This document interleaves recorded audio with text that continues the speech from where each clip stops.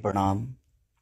हम जानते हैं कि इंडिया में बहुत 3 बज गया होगा, 3 बजे सुबह। अभी यहाँ तो 9 बज रहा है, 10 बज रहा है।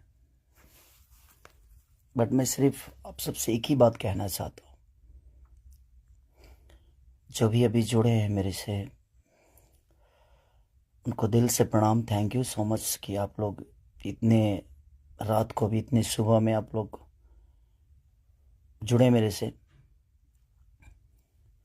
मैं उन सब से यही बोलना चाहता हूँ, मैं यहाँ सिर्फ काम करने आया हूँ यार। प्लीज़ मैं हाथ जोड़ के प्रार्थना करता हूँ कि मुझे काम करने दो। आज पूरे दिन मैं काम नहीं कर पाया, मुझे नींद नहीं आ रही है, भूख नहीं लग रही है। रीज़न एक है कि मैं एक पिता भी हूँ,